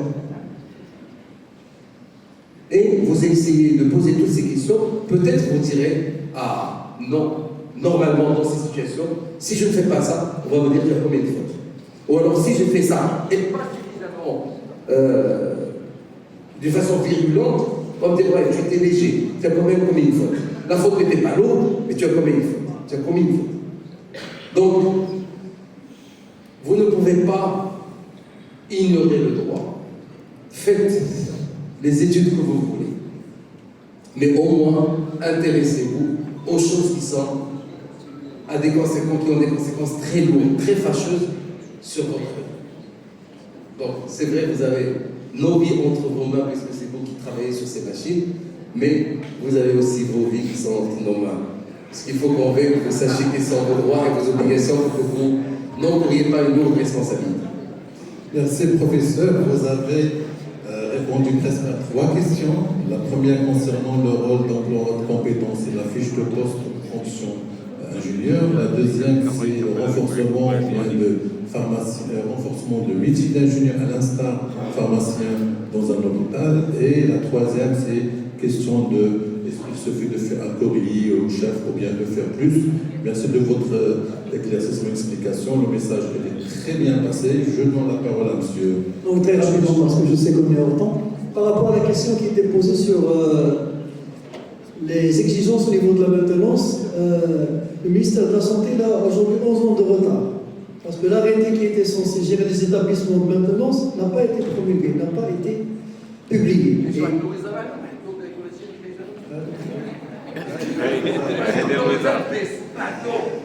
Alors, c'est normalement, tout est bien explicité au niveau de cet arrêté et qui est le fruit d'une grande collaboration, d'un grand travail par les équipes de la DEM, la direction des équipements de la maintenance, avec les professionnels de la santé, mais ça date de 11 ans. Je ne sais même pas s'il est toujours d'actualité dans ce travail, mais il allait à l'époque définir la base de ce que ça allait être la maintenance, et on n'aurait pas ces discussions aujourd'hui. On ne devra pas avoir ces discussions aujourd'hui. Haram, je le dis clairement. C'est important aujourd'hui de savoir que n'importe qui ne peut pas toucher à un matériel médical et on doit vérifier qu'on a bien fait notre intervention. Donc ça répond à votre question. Voilà. Monsieur, merci monsieur H, monsieur Lioche. Un petit éclaircissement complémentaire par rapport à la dernière question, justement pour évoquer quels sont les périmètres de responsabilité des ingénieurs médicaux par rapport à la réception de matériel et le comportement par la vie. Donc c'est vrai qu'une fois que l'administration met à la prédisposition de l'ingénierie médicale de la veille de bon fonctionnement du système, et au lieu aussi de ses responsabilités de vérifier la qualification de la société qui forme d'abord les utilisateurs. Aussi, comme je disais tout à l'heure, la qualification, c'est aussi comme on le constate de plus en plus, on a des certificats de formation qui sont limités dans le temps. Donc aujourd'hui, c'était limité indéfiniment, aujourd'hui, ils sont limités à 1 ou 2 ans ou 3 ans. Donc aussi, c'est une qualification, même par le fabricant du distributeur, d'avoir bien formé et de fournir un certificat de formation de l'utilisateur. Et même par la suite, être au courant, dans un cadre d'obligation, de tout ce qui est information comme contre-mesure ou note informatique complémentaire. Donc il existe des outils de protection aussi bien pour l'ingénierie médicale, mais aussi dans la contribution d'assurer la bonne qualification de la prestation de la santé de bon fonctionnement d'une façon totale. Donc ça, c'était aujourd'hui on constate que même pour la maintenance, il pourrait être malheureusement des fois ils sont dans un lot groupé avec plusieurs équipements de nature hétérogène qui ne pourraient pas être répandus par un tel ou tel. Donc aujourd'hui, les sociétés qui pourraient se présenter pour la maintenance, ils pourraient ne pas être en mesure, en information de partager différentes informations. C'est la raison pour laquelle il y a lieu de vérifier la qualification et que cette société a été informée par le fabricant pour toute information nécessaire à l'accomplissement de mission. Merci. Je reprends une autre question concernant les estimations du marché public, je crois. Là, il faut se référer, je réponds et je donne la parole surtout à notre professeur. Mais d'après ce que je sais, il faut se référer au code marché public. Il y a la version 2013. Il y a aussi des chapitres comment faire l'estimation, c'est surtout l'étude du marché, la technologie, et se base sur ce qui est caractéristique technique. La procédure de la réforme, c'est normalement ça doit être désigné, ça doit se faire selon une commission qui est désignée par l'établissement hospitalier de l'hôpital, et ça doit répondre aux critères de comment mettre un appareil en réforme en respectant la durée de vie de chaque appareil. La dernière, c'était une partie a été, Madame Loubna, la partie a été évoquée concernant la formation, la responsabilité. La dernière concernant appareil de contrôle qualité, il faut souligner le contrôle qualité, c'est une obligation réglementaire. Si un appareil il donne des données, des mesures, il faut justifier que la mesure est fiable. Et moi, en tant qu'ingénieur, je ne peux pas la justifier avec mes yeux, je ne peux pas voir la tension artérielle de ce décès, je me dis c'est bon, je dois le justifier avec un appareil, avec un rapport que je dois signer, etc. Là, c'est la réglementation, elle est très claire dans le 84-12, dans l'arrêté aussi, mais on attend ce qu'il vient de dire M. H. On attend toujours l'arrêté d'application pour que chacun, lorsqu'il dit la donnée biophysique ou bien la donnée vitale, elle est correcte, il doit le justifier. Mais j'aimerais bien voir le point de vue de M. Mentor concernant ces deux points. Je pense que vous avez répondu, monsieur Tralé, sur cette question qui est le contrôle par la machine, le contrôle de la machine par la machine. Effectivement, mais non, même des voitures, pour faire le diagnostic, on met c'est par ordinateur, par l'appareil. C'est terminé. Le temps est révolu, on bricolé avec les boulons, les clés à molette, c'est terminé. On met un appareil. Alors, ce mécanisme, cet outil est réglementé. C'est une étape importante, nécessaire, légale, et s'il n'est pas respecté, ça expose le fournisseur et l'utilisateur à une responsabilité. Parce qu'il y va de la fiabilité de la machine. Alors, je pense que vous êtes aujourd'hui, j'ai posé la question à mon cher Inch'Allah, le chiffre d'affaires que vous faites. Je me suis dit, vous êtes autour de 2, 3, non, vous êtes 3 milliards à 5 milliards de dirhams. Je suis sûr que dans 3 ans, ce chiffre va tripler. Avec la généralisation de la couverture sociale, tout le monde va accéder aux soins. Alors que, à aujourd'hui, il y a quelques mois, seuls 30% avaient accès aux soins.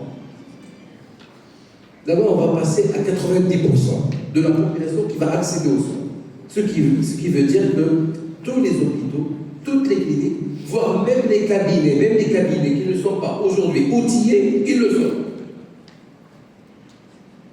Donc ça veut dire que votre marché est en train de s'étendre.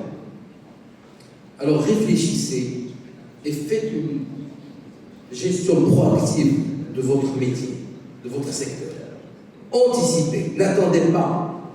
Les choses vont changer dans les 2-3 années prochaines.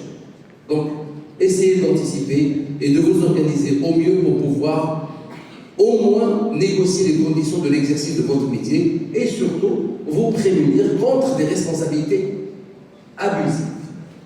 On n'est pas contre à ce qu'il y ait responsabilité si vous êtes fautif. Mais il ne faut pas qu'il y ait d'abus ou il ne faut pas qu'il y ait, je dirais, de déséquilibre. Il y a peut-être un point que je voudrais quand même, sur lequel je voudrais attirer votre attention, c'est les chèques de garantie. J'imagine que vous travaillez avec les chèques de garantie. Vous donnez du matériel et vous encaissez des chèques que vous n'encaissez pas, que vous ne présentez pas à la banque, ou du moins, pas tout de suite. On vous dit, attendez un peu. N'est-ce pas, vous le faites? Et vous le faites. Dites-vous que celui qui donne le chèque et celui qui reçoit le chèque commet un délit pénal qu'il expose un emprisonnement de 1 à 5 ans. Juste parce que vous avez remis un chèque de garantie ou vous avez accepté un chèque de garantie.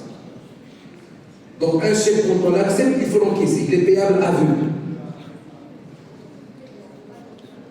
Et je ne veux pas vous conseiller comment faire pour contourner cette question, parce que c'est un délit pénal. On peut la contourner, mais ça, c'est pas mon rôle. Moi, c'est attirer votre attention sur ce qu'il ne faut pas faire pour ne pas enfreindre la loi et pour ne pas exposer ou vous exposer à une responsabilité pénale. Alors, sur la garantie, il y a beaucoup de choses que je n'ai pas dites. Je n'ai pas partagé avec vous sur quelle est la responsabilité ou quelles sont les obligations principales du vendeur. Le vendeur doit livrer la chose et doit garantir l'utilisation paisible de la chose. Il doit la garantir contre les vices rédhibitoires, c'est-à-dire les vices cachés ou les dysfonctionnements. Alors sur ça, il y a beaucoup de choses à dire. La responsabilité du distributeur, où lui aussi a des obligations bien principales. Il y a la responsabilité de l'utilisateur aussi qui doit l'utiliser en bon père de famille. Il a aussi des obligations, il faut étaler ses obligations. Donc le temps n'est pas suffisamment clément avec nous, mais sinon je me serais étalé sur des points qui sont importants, qui touchent le fond de la responsabilité du vendeur, du distributeur et de l'utilisateur, mais peut-être que ça serait dans une autre occasion. Merci, professeur. J'aimerais bien une petite précision concernant les établissements centraux, c'est-à-dire les hôpitaux, qu'ils n'ont pas des procédures écrites pour le métier biomédical. Et malgré ça, le biomédical doit faire son rôle. Qu'est-ce que vous pensez?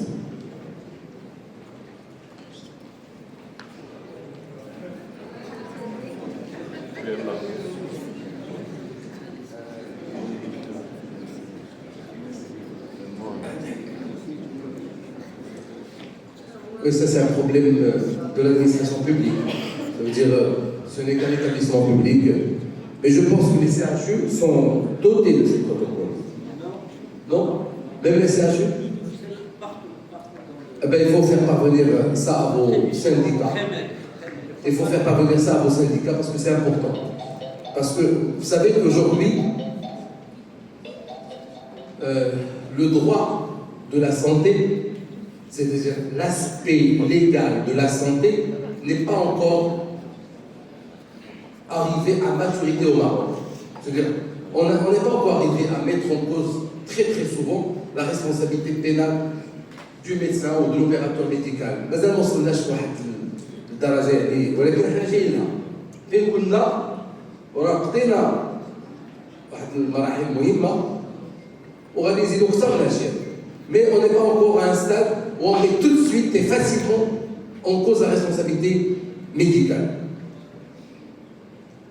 Pourquoi? Parce qu'on a l'ignorance, on a la pauvreté et on a encore la peur d'affronter l'établissement public. Mais avec le temps, les gens deviennent de plus en plus conscients de leurs droits, plus responsables, plus citoyens, plus conscients. Et donc, on va vous attaquer en justice, c'est-à-dire les établissements publics, les cliniques de plus en plus. Donc, vous avez intérêt, vous, ingénieurs et techniciens, de saisir vos responsables pour qu'ils puissent mettre un protocole de gestion parce que vous n'avez aucune protection. Parce que quand vous êtes au tribunal, personne ne viendra vous défendre. Parce que le juge ne comprend pas votre métier. Il a un dossier, il a une personne qui est morte. Dans le scanner, dans l'IRM, ou à cause d'un dysfonctionnement du marché, ou à cause d'une mauvaise manipulation, ou à cause d'une défectuosité subite de la machine. Donc quand le juge a ces faits devant lui, il faut qu'il trouve un bouc émissaire. Qui est le responsable? Et c'est forcément celui qui a la garde de la machine, qui est le gardien de la machine. C'est l'ingénieur et le technicien. Et là, je vais devoir trancher. Dans cet incident, qui est le responsable directement? L'ingénieur ou le technicien? Et si je n'ai pas de protocole dans lequel le technicien et l'ingénieur dégagent leur responsabilité, je vais forcément mettre la main sur quelqu'un parmi vous deux. Yenta? Yenta.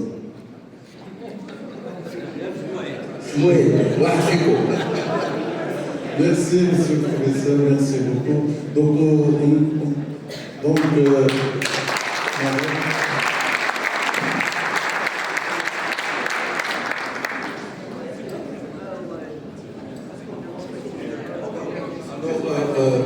On a une faveur du comité d'organisation et parce que les membres de sa table ronde honorés par la présence du professeur Matar, donc je veux donner deux autres questions au plus.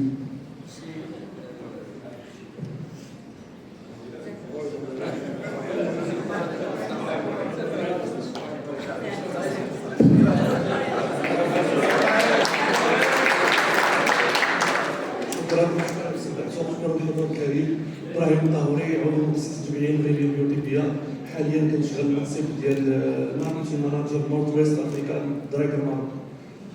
دونك استاذ حنا كنخدموا في واحد القطاع اللي مجال الاختصاص ديال الشركه ديالنا اللي هو لي زيكيبمون ديالنا لا كريتيسيتي ديالهم طالعه وربما الناس ديال المانتونونس ديالنا كل نهار مهددين بالمتابعات القضائيه عن طريق الاخطاء الطبيه.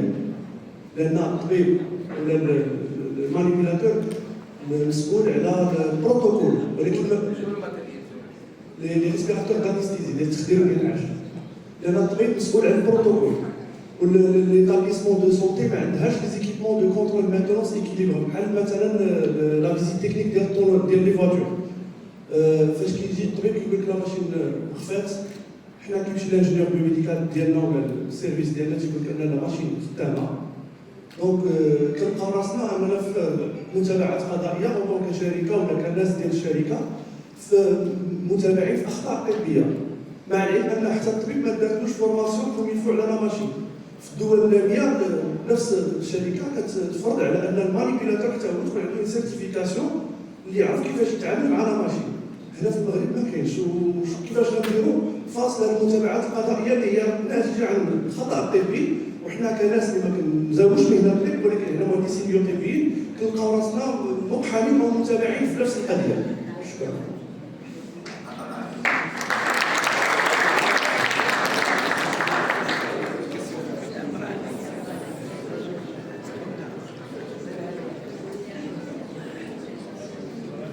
السلام عليكم. نشكرك على الحضور والكلمات اللي تقدمت في الموضوع. كنقدم السلعه العالميه انجينيور بيوميديكال في ستاج مراكش وستاج سيرفيس. دونك كاين بزاف د النقاط اللي بغيت غابيد سورتو لو فولي ريغلومونتير بالنسبه للانجينيور بيوميديكال اي نون با بور لي بروفيسيونيل ولا لي فابريكون لي ديستريبيتور. L'ingénieur biomédical qui travaille au sein de l'hôpital n'a aucun arsenal réglementaire les attributions, l'exercice de son travail. Quand un ingénieur sort d'une école, il rentre dans un hôpital partout dans le Maroc. Ça dépend de quel encadrement il est, dans quel encadrement il est. Donc, تنجتهدوا بالعربية هذاك تنجتهد باش يحاول يخرج واحد les attributions ديالو هو ou les démissions et pour remplir les tâches qui lui sont attribuées. D'accord ? Donc, le vide juridique, la réglementaire, les ingénieurs médicaux, que pensez-vous ? Est-ce que c'est eux seulement qui sont responsables ou c'est une affaire d'État ? C'est un ministère, parce que maintenant, avec la GST, le développement de le secteur, le privé et tout, il faut qu'il y ait des règlements clairs, des attributions très claires. Une base juridique sur laquelle on peut les traiter. Le fait de faire en exergue rien que le fait juridique, ça peut bloquer l'activité des ingénieurs biomédicaux au niveau des hôpitaux, au niveau des centres. Donc chacun, il se retire, il revient en arrière, donc il y a un risque. هذا الشيء كله هو الى امباكت على لو ريزولتا فينال ولا لوفر دو سوان اللي كنطبحوا لها كاملين باش تكون تعطى للباسيون. دونك باغ اكزومبل لو كونترول طرحه السيده tout le problème des estimations, le code des marchés publics, il n'y a pas une façon d'établir des estimations. Pour ressortir des estimations, et chaque fois on nous posait des questions, on nous disait que sur quelle base vous avez donné ces estimations, des gens de la Cour des comptes ou d'autres services. Donc chacun il fait ses efforts personnels, il n'y a pas un truc réglementaire. Il faut corriger la mesure.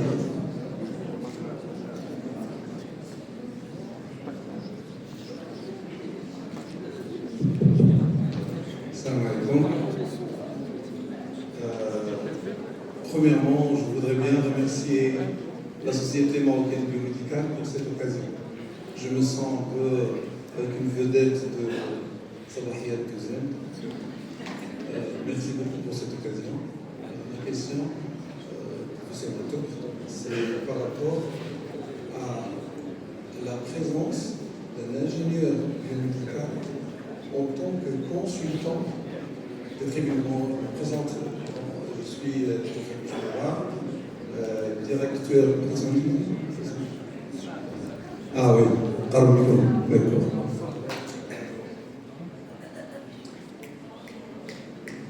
Donc, Tawfik Mchbera, directeur général de segment radiothérapie chez Siemens Maroc. Ma question, c'est par rapport à la présence de l'ingénieur biomédical en tant que consultant des tribunaux. C'est-à-dire, s'il y a un cas de litige, est-ce qu'aujourd'hui, au Maroc, un tribunal a suffisamment de compétences auxquelles il peut avoir recours pour dire la maintenance elle est faite correctement, elle n'était pas faite correctement, la responsabilité c'est au niveau des fournisseurs, c'est au niveau de clients, ça d'une part, et d'autre part aussi, au jour d'aujourd'hui au Maroc, s'il y a un cas de litige, ce serait quel tribunal qui est spécialisé dans le sujet? Voilà.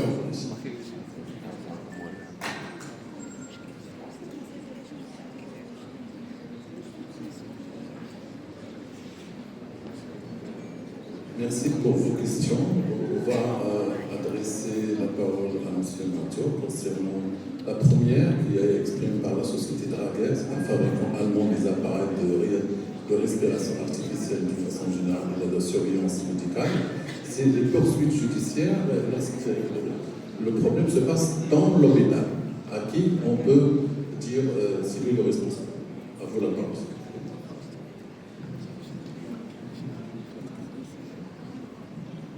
Alors j'aime bien la réponse, la phrase que vous avez prononcée. L'ingénieur ou le technicien se dépêche à la clinique ou à l'hôpital, le médecin anesthésiste lui dit la machine s'est arrêtée. C'est ça? Et vous, quand vous consultez votre machine, vous trouvez qu'il n'y a aucun problème, ne présente aucun problème. Et le médecin vous dit s'il y a un problème. Donc, comment on va trancher? Bien sûr, vous êtes en droit parce que si le médecin a fait une fausse manœuvre, il ne va pas vous le dire. Peut-être qu'il va le nier, il va le cacher pour ne pas tourner au ridicule, il va peut-être rester discret sur ça, il ne va pas vous dire ce qu'il a fait, mais il va dire la machine s'est arrêtée. Et vous êtes en droit d'exiger la formation des médecins qui vont manipuler vos machines.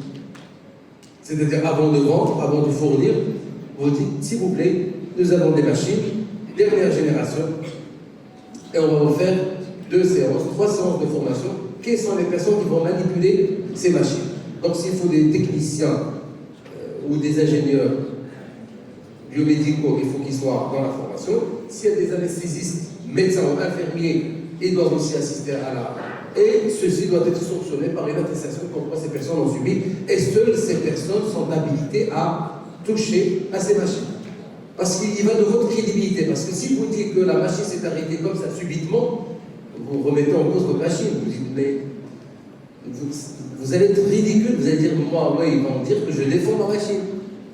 Alors que non. Il faut que vous sachiez, c'est pour ça que je vous ai parlé tout à l'heure de la traçabilité dans la manipulation de la machine. Donc le médecin va vous dire, je n'ai pas touché la machine et c'est arrêté tout seul. Non, monsieur. 17h45, très secondes, il y a eu une manipuleuse. Vous avez touché ceci. Ah, c'est qui? C'est l'infirmière. Oui, le docteur, c'est moi qui, parce que j'ai pensé à un but. Ah, voilà le problème. Donc s'il n'a pas de traçabilité, c'est comme une caméra. Ayez le réflexe aussi d'utiliser les caméras. Demandez à ce qu'il y ait des caméras installées sur vos machines. Vous qui fournissez les machines. Une caméra haute définition, résolution, qui coiffe tout le périmètre de la machine. Comme ça, vous y revenez quand vous voulez savoir qu'est-ce qui a bougé, qui a touché la machine.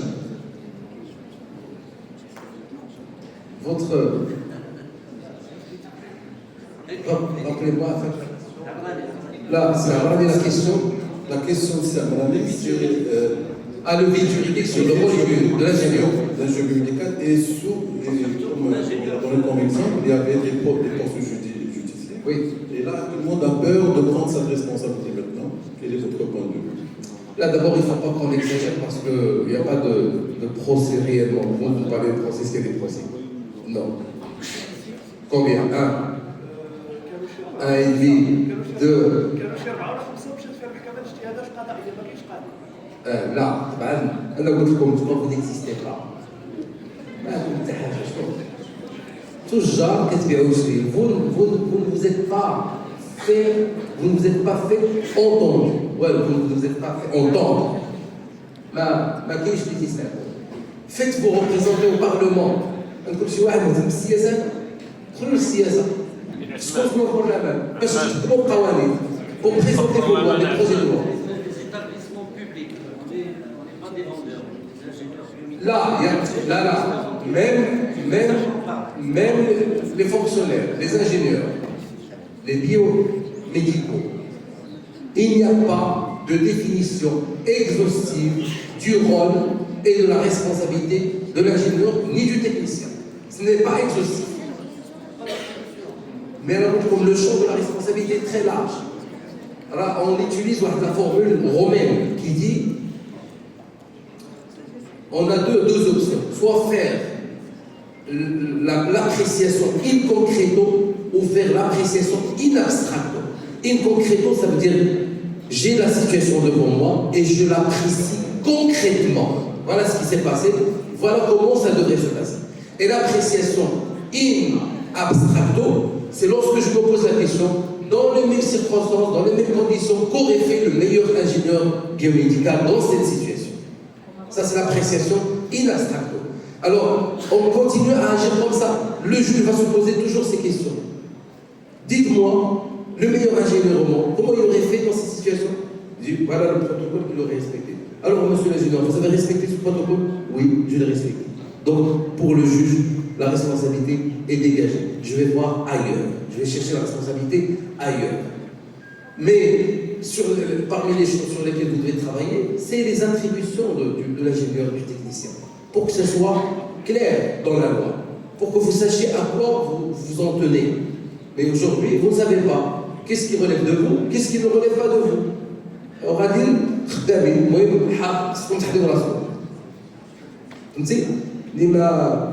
mais ça dépend que de vous, c'est-à-dire main dans la main, les ingénieurs dans les établissements publics, les techniciens, les vendeurs, les fournisseurs, les distributeurs, les importateurs, les exportateurs. Il faut que vous soyez tous dans un seul ordre pour défendre votre cause.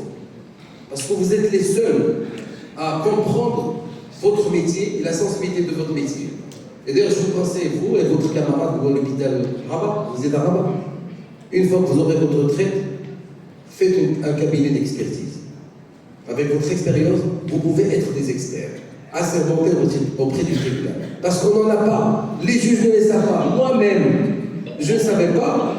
Si je n'étais pas invité par ces Falaki pour venir participer avec vous, je ne savais pas ce que vous faisiez. Peut-être des notions. Mais j'ai dû faire mes recherches pour comprendre votre métier, pour que je puisse parler de votre responsabilité, il faut que je comprenne ce que vous faites. Eh bien, le juge n'a pas forcément cette occasion. Il ne comprend pas ce que vous faites. Comment il va pouvoir vous juger?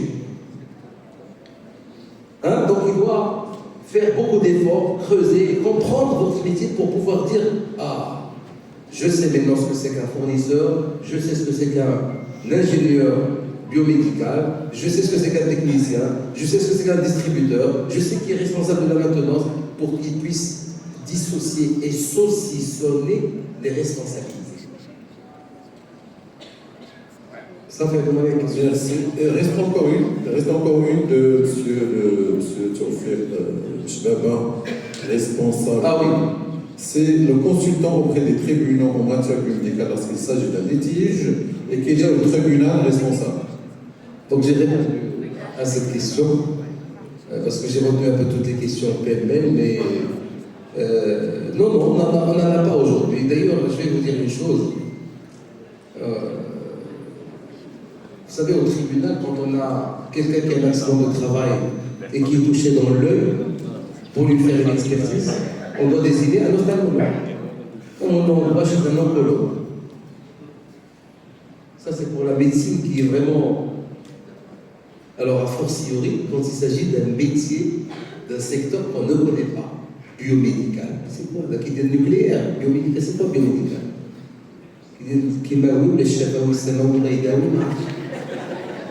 On ne sait pas ce que c'est que le biomédical. Donc il faut faire des rencontres, il faut sensibiliser, faites-vous visiter par des universités, faites-vous visiter par, ou inviter par des partis politiques, allez faire avec une petite commission représentative le Parlement marocain, hein, pour leur parler de votre métier, qu'est-ce que vous faites. Les ingénieurs sont en train de souffrir dans les hôpitaux. Les ingénieurs souffrent aujourd'hui. Ils ne savent pas des pieds. Ils tâtonnent. Tant qu'il n'y a pas d'incident, il n'y a pas de problème. Et s'il y a un incident, mais qui ne fait pas l'objet de l'opinion publique, ce n'est pas une personnalité importante, ça peut passer. Mais dès qu'il y a un problème qui devient affaire de l'opinion publique ou une personnalité importante, on va creuser on va devoir arrêter un responsable. On doit devoir mettre la main sur un responsable. Donc les ingénieurs doivent travailler sur quelles sont les tâches qu'ils font chaque jour. Une liste. Qu'est-ce qui rentre dans leur responsabilité, qu'est-ce qui ne rentre pas dans leur responsabilité. Les techniciens ont aussi leurs responsabilités et leurs attributions. Arrêtez aussi une liste exhaustive de leurs attributions. Et faites votre projet de loi sur le métier des ingénieurs et des techniciens. La même chose pour l'ordre. Regardez, faites du benchmarking, regardez ce qui se passe ailleurs. Est-ce qu'il y a de l'ordre professionnel ailleurs? Est-ce qu'il y a au-delà de l'association et de la fédération? Est-ce que vous avez d'autres formes juridiques que vous pouvez adopter au Maroc?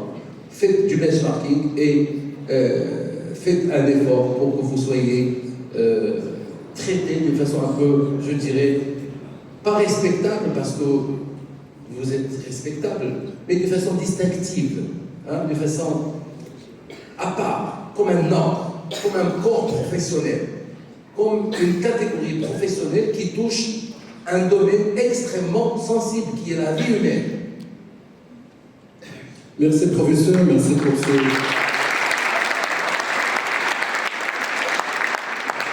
Bon, merci pour ces points très bien faits, très transmis d'un cerveau de jouer. Je donne un exemple d'un ordre des ingénieurs et je passe la parole à M. Ibrahim. كلمة الدكتور إبراهيم الانتجابي من الجمعية العلمية السعودية. السلام عليكم ورحمة الله. اسمحوا لي أتكلم بالعربية، أنا مع الأسف الشديد لا أتحدث الفرنسية ولا أفهم الفرنسية، ولكن الموضوع الجلسة موضوع مهم جدا، تتكلموا على القانون في الهندسة الطبية وفي الحوادث. أنا بس فقط عندي مداخلة أكلمكم عن تجربتنا في المملكة العربية السعودية. جدد إلينا الهيئة العامة للغذاء والدواء، قطاع الأجهزة الطبية هي التي تحقق في الحوادث اللي سببها أجهزة طبية. أنا أعمل معهم كمحقق للأجهزة الطبية، حوادث الأجهزة الطبية، وكذلك عندهم استدعاءات للأجهزة الطبية فيما لو كان جهاز طبي. هذا يحصل في العالم كلها، يكون في بعض الأخطاء في بعض الأجهزة يتم استدعائها هذه الأجهزة ويتم الاتصال بالوكيل في المملكة والتواصل مع الشركة المصنعة في إصلاح هذا الخطأ اللي حاصل. ولكن من تجربتنا إحنا اللي نشوفه تقريبا أكثر من 95% اللي تحصل أخطاء أو حوادث في المستشفيات وسببها الجهاز الطبي، أكثر من 95% سببها الاند يوزر، المشغل الجهاز، سواء كان الممرض أو الطبيب أو غيره المستعمل. والسبب هنا يكون يا إما يكون سبب عدم يعني كفاية التدريب في استخدام الجهاز أو الأسباب الأخرى. إنه إذا كان السبب في الجهاز نسبته قليلة جدا والمهندس الطبي يلحق الضرر وأنه هو الخطأ له في حالة واحدة فقط، إذا كان الجهاز اللي صار سبب الحادث وما كان عليه صيانة وقائية. فإذا كان الجهاز عليه صيانة وقائية ومعمول له صيانة وقائية، في هذه الحالة المهندس الطبي والفني الأجهزة الطبية يكون معفي من يعني لا يضر شيء. لكن من الإحصائيات اللي احنا توصلنا فيها حتى من منظمة إكري ICAR الأمريكية، معظم الأخطاء والحوادث اللي تحصل سببها الجهاز الطبي يكون سببها مستخدم الجهاز اللي هو الكادر أو الممارس الصحي الذي يعمل في المستشفى. فهو موضوع مهم جدا بصراحة، وإحنا الحمد لله في السعودية عندنا من ينظم هذه الحوادث. وطبعا الممارسين الصحيين عندهم تأمين ضد الأخطاء طبية، سواء كان الطبيب أو كان غيره. فلو صار خطأ من الطبيب طبعا عنده تأمين طبي يغطيه في هذه الحالة. فأشكر لكم. أنا عموما سعيد جدا لأني أول مرة أحضر مؤتمر في المغرب.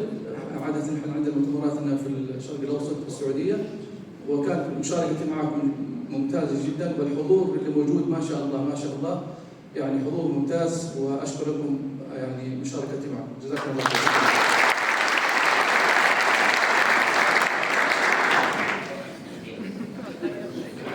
Merci, professeur. Je donne la parole à notre professeur et cher invité, professeur Arthur. À vous le parole. اولا لا انا كنبغي نعتذر للدكتور ابراهيم. انا من بصر سبحان الله، يعني تحرمتم. لو كنت كنعرف بانكم كتكلموا فقط يعني العربيه والانجليزيه كنت ندير خاطر الناس ديال الفرنسيه. جوغي donné droit aux minorités francophones leur droit donc linguistique, ils auraient donc compris tout ce que j'ai dit et j'aurais traduit. وكنت تحولت إلى لسان عربي لكي أتكلم اللغة العربية، وتشاطروننا أيضا وتقتسمون معنا الخبرة وما اكتسبنا في هذه السنوات وفي هذه الجلسة. على أي غير فقط يعني تكلمنا على المسؤولية وما أثقل مسؤولية المهندس الطبي ولا التقني الطبي، وفي غياب نصوص واضحة، نصوص قانونية واضحة وشروط عمل واضحة، يعني تبقى مسؤولية المهندس والتقني مسؤولية قائمة. يعني يجب الأخذ الحيطة والحذر واليقظة أثناء التعامل مع هذه الأجهزة أولا. ثانيا تكلمت الأستاذ إبراهيم والدكتور إبراهيم على نقطة مهمة جدا، وهي حياتي السابقة هو التأمين. فالتأمين هو مجال مهم وله دور مهم كبير جدا بالنسبة للمهندسين بالنسبة للتقنيين فيما يتعلق بتغطية الأضرار التي قد تلحق بعض الضحايا.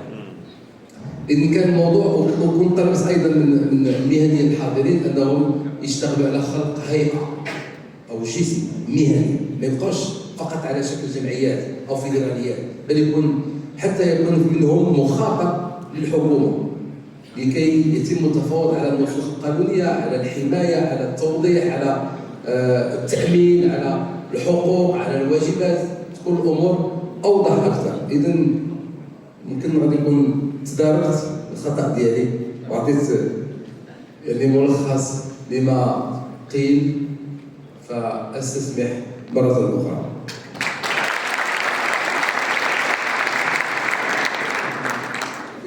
في إضافة قصيرة في مجال النقطة اللي شرحها الدكتور إبراهيم، فيما يخص بتحديد المسؤوليات بما يمكن اعتباره كأخطاء طبية.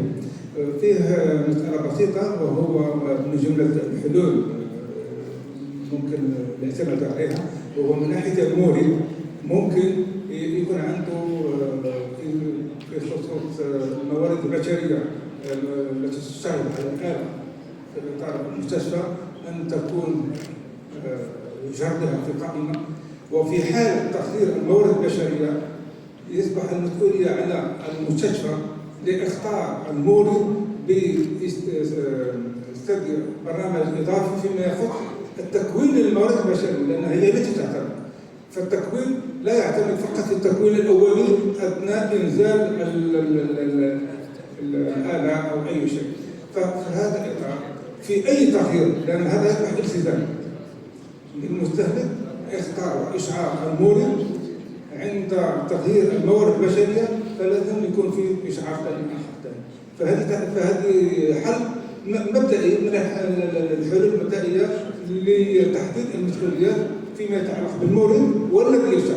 وكما أشار إلى الدكتور إبراهيم أن 95% من الأسباب لعدم التشغيل في ظروف ملائمة والى اخره فهذا ليس يعني بالقتل او بالخطا، ربما بعدم المام التكوين المبدئي الذي قد تم إصداره للفرقة سابقة، فلازم يكون فيه تجديد التكوين.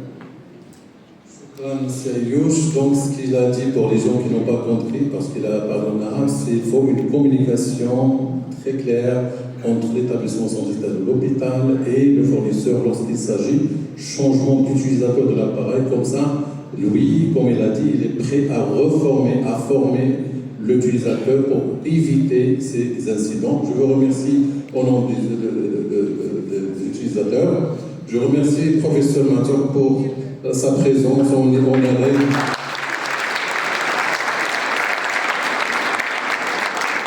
On a noté, j'ai noté, les ingénieurs ont noté qu'on doit faire entendre notre voix à travers Haïpa, ou à travers un ordre, à travers une forme qui aura plus de poids et de parole vis-à-vis de l'autorité tutelle ou bien d'autres institutions. Je vous remercie aussi l'auditoire qui était vraiment actif, interactif. Je remercie la fédération, le représentant de la fédération. Je représente tous les membres qui ont participé à cette collaboration et cette organisation. Félicitations pour l'organisation et شكرا جزيلا على الحضور، شكرا على المشاركة، شكرا على الاهتمام بهذا القطاع الحيوي الذي يمس صحتنا، الذي يمس صحة أي شخص. Donc جزيل الشكر للفرقة المنظمة لهذا المؤتمر وإلى اللقاء إن شاء الله في المؤتمر القادم. شكرا للاستاذ وقالي.